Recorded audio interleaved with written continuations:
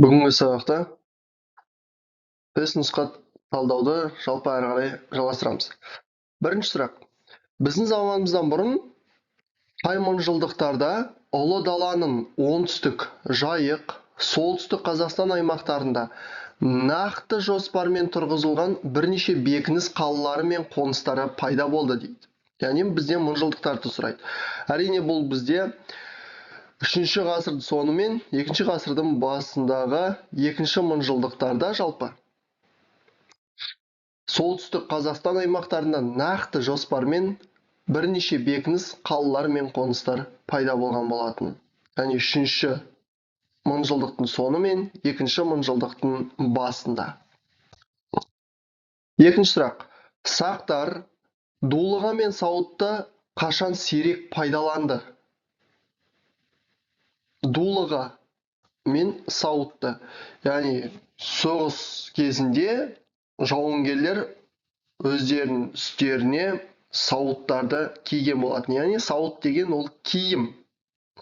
Темірден жасалады.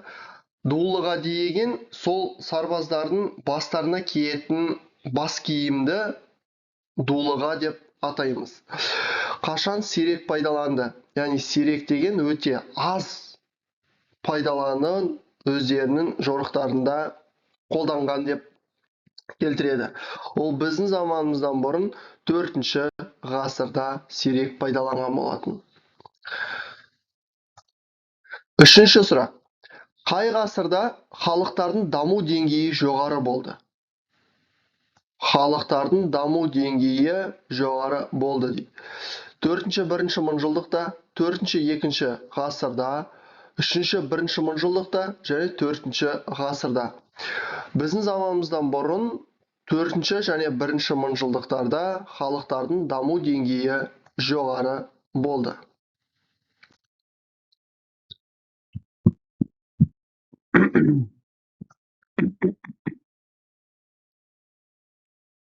Әскери арбаларда отырған жауынгер кім болды?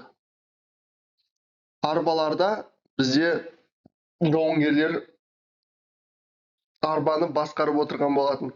Осы басқарып отырғандар кім болды делінеді? Әрине ол бізде батыр және басшы рөлін атқарған болатын.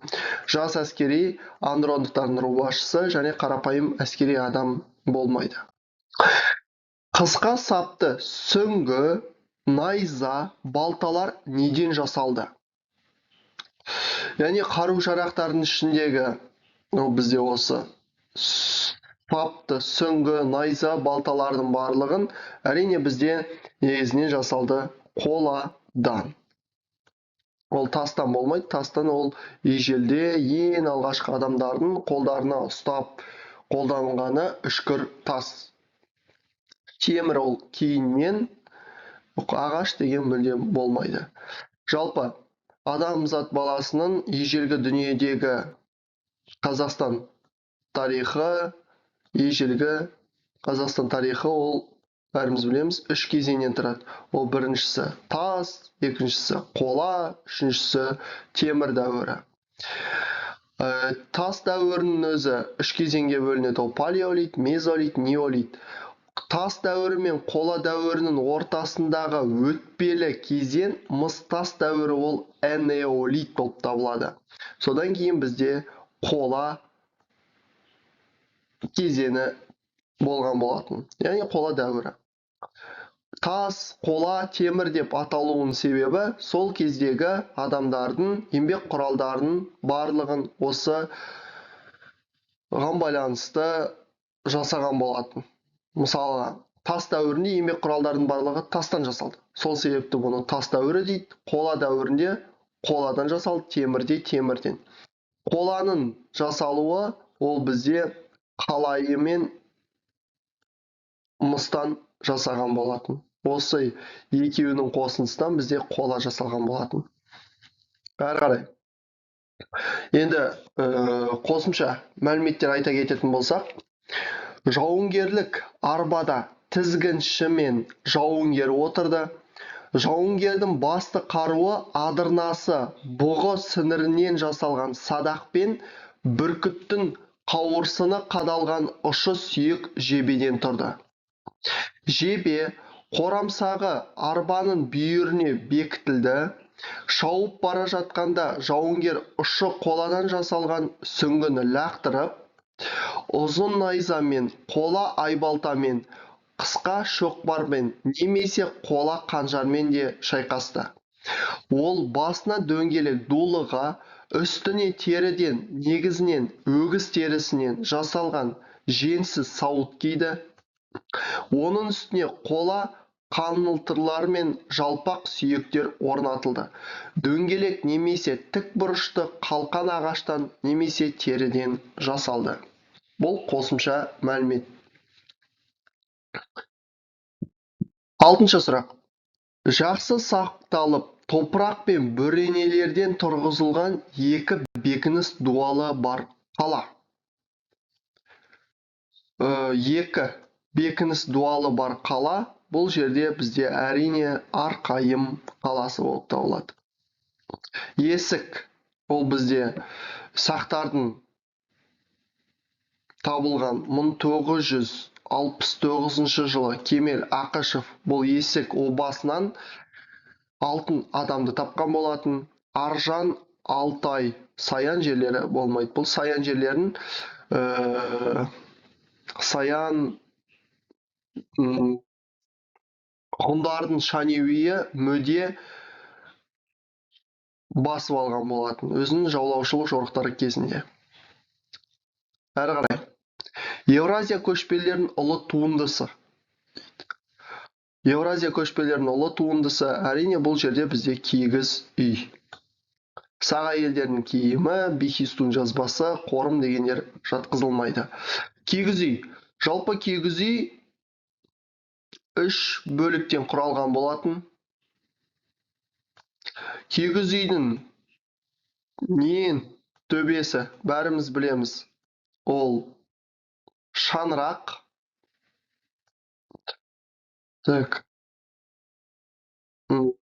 Және есіктердің осы қоя салайық. Енді қатты суретші емеспін. Киіз үй. Киіз үйде бізде шаңырақ, және бұны біз қабырғаларын кереге дейміз, ал мына жерде бұлай бізде таяқтар кетеді. Бұны бізде уық деп атаймыз. Және өзінің есігі болады, түндіктері болады. Түндік ол бізде түнгі уақытта жауып отырамыз. Күндізгі уақытта, көп уақыттарда жартылай немесе толық ашып отырады. Киіз үйдің жалпы ошақ маңы болып саналады. Ошақ маңы ол тура ортасында, ошақ ортасында орналасқан болатын. Әрі қарай. Түркілер мен моңғолдардың киіз үйлерінің негізі қай кезеңде баспаналардан бастау алады? Түркілер мен моңғолдардың киіз үйлерінің негізі қай кезеңде баспаналардан бастау алады? Яғни қай кездерден? Сақтар, қаңлылар, үйсіндер, Андронов. Яғни бізде жалпы Қазақстан территориясында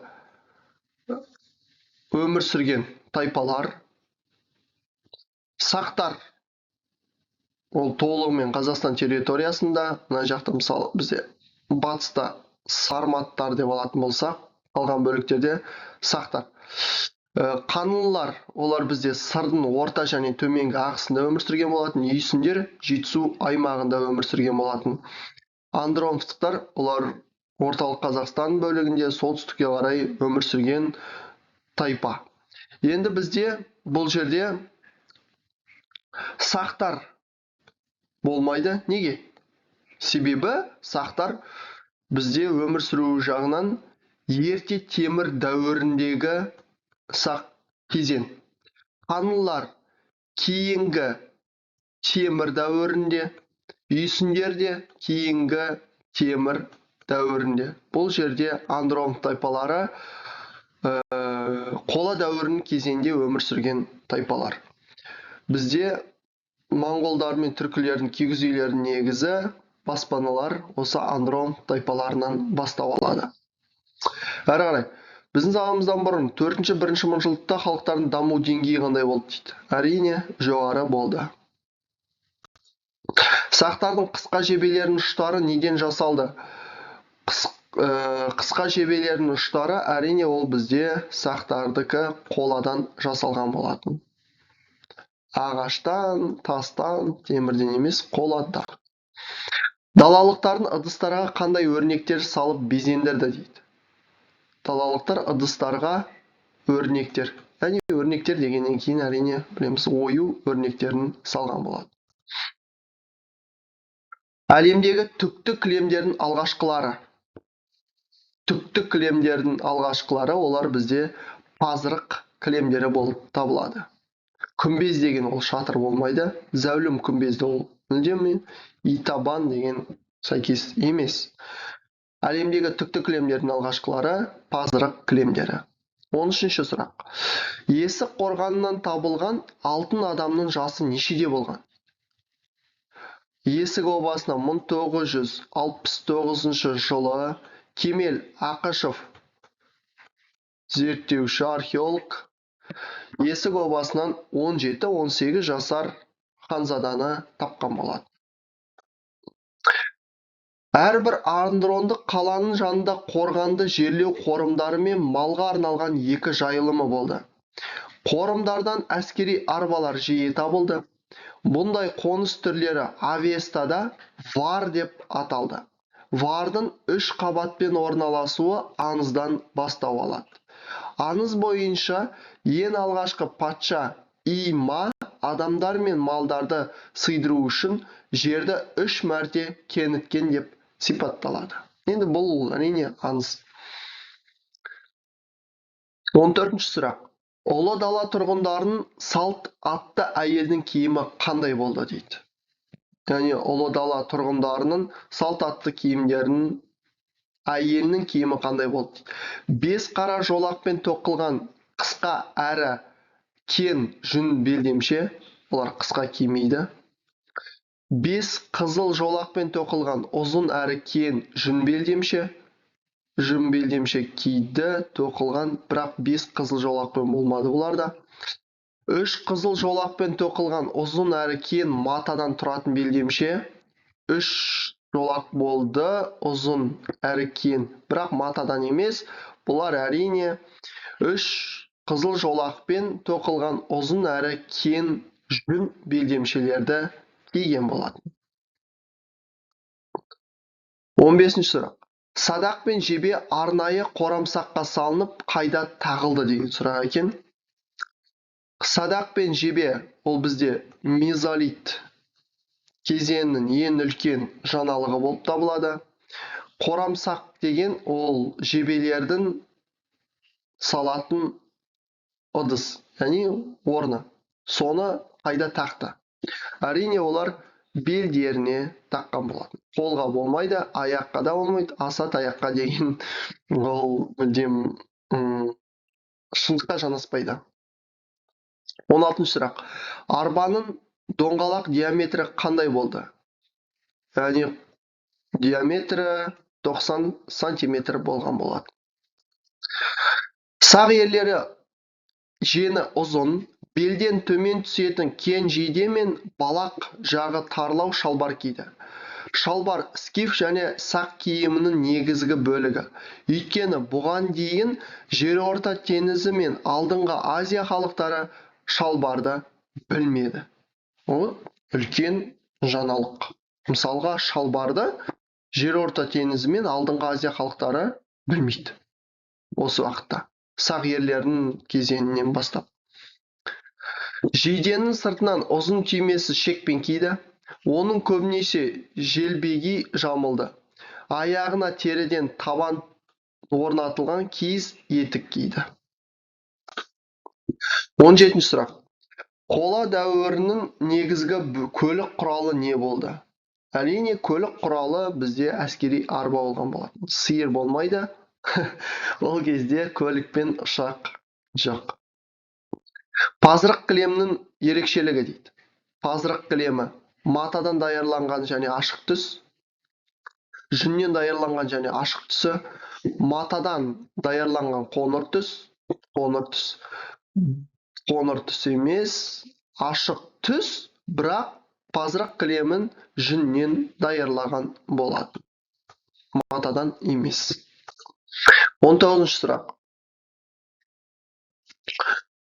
Ұлы дала тұрғындарын салт атты әйелдің аяқ киімі неден жасалған шұлық етік болды дейді. Ол киізден жасалған шұлық етік болған болатын. Сүйек емес, мата емес, ағаш емес. 20-шы сұрақ. Пазырақ әйелдері не үшін киізден жасалған бас киім киді? Себебі шаштарын алып тастағандықтан. Жоғары лауазымды емес, асыл тастарды жапсыру емес, міндетті кию емес. Арбаға жегілген аттарды қалай басқарды дейді. Яғни атты жегеді, бір немесе екі атты жегіп алады. Оны көбінесе тізгінмен басқарып отырады, ал арбаның жегілгенді басқаруы олар қамшымен басқару арқылы басқарып отырған болады. Дөңгелек пішінді баспаналар біздің заманымыздан бұрын 12-9 ғасырларда қайда табылды? Қоныстар көрсетілген, ол Федоров қоныстарынан табылған болады. Неолит дәуіріндегі аңшы біртіндеп малшыға, кейін көшпелі мал өсірушіге айналып, нені меңгереді? Неолит дәуірі біздің заманымыздан бұрын 5 және 3 мыңжылдық. Бұл жерде бізде маусымдық көшіп қонуды меңгерген болады. Персеполдегі беделді суретте бейнеленген сақ елшілері Дариге патшаға өзге сыйлықтармен қоса не сыйлады? Ал не сыйлады екен? Балақ жағы тарлау шалбар емес, жейден сыртынан ұзын түймес шекпен емес, әлемдегі түкті пазырақ кілемін сыйламаған, аяғына теріден табан тірелген киіз етікті сыйлаған болатын. Әрі қарай 25-ші сұрақтан бұрын екі негізгі мәліметті тоқталайық. Ең алғашқы екі дөңгелекті әскери арба біздің заманымыздан бұрын 20-18 ғасырларда Қисық көлдегі Кировое озері деп айтылады, сымтасты қорымнан табылған. Арба ағаш бөлшектерден қайың қабағынан жасалып, шанағының арты ашық болды. 25-ші сұрақ. Сақтар киімдерін әр алуан материалдарынан жасап безендірді. Осындай киімнің жарқын үлгісі. Ол әрине алтын адамның киімі.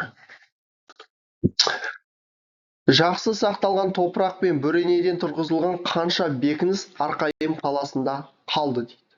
Яғни қанша бекінісі Арқайым қаласында қалып қойылған. Арқайым қаласында ол әрине 2 бекініс Арқайым қаласында қалған. Кигіз үйдің сүйегі құрастырылмалы етіп жасалды дейді. Жалпы кигіз үй. Бағанада суретін салдым, бір салып жіберейік. Мысалы кигіз үй. Кигіз үйдің жиналмалы түрлері құрастырылмалы етіп жасалды. Яғни құрастырылып отырылды. Қай ғасырдан деп басталып дейді. Бұл бізде 3 ғасырда сүйегі құрастырылмалы болып жасалған болатын. Жалпы кигіз үй ол көшпелілердің өте үздік туындысы деп те айтуымызға болады. Қазіргі 21 ғасырға дейін сақталып, әлі күнге дейін жиын тойларда, көптеген мерекелерде осы кигіз үйді әлі қолданамыз. Осылай бүгінгі сұрағымызда тағы да бір тест нұсқасын толығымен қарастырып, талдап шықтық.